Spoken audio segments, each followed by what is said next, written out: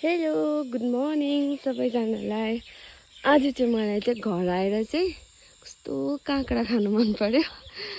काँक्राको बोटमा चाहिँ हाम्रो चाहिँ के फलेछ भन्दाखेरि चाहिँ फर्सी फर्सी हो। ऊ माथि पनि छ फर्सी, सबै फर्सी फलेछ।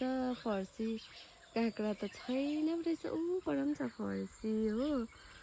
अन्त मलाई चाहिँ कस्तो काँक्रा खानु मन परेर चाहिँ यहाँ खोज्नु आएको। भए छ कि एउटा अस्ति जाँदा त थियो, बट हेर्नुहोस् है फर्सी फर्सी फलेछ। करेलाहरू पनि रहेछ एक दुईवटा। यस्तो भएछ मेरो काँक्राको बोटहरू चाहिँ हो सुकेर। यसमा चाहिँ सबै फर्सी फलेछ है।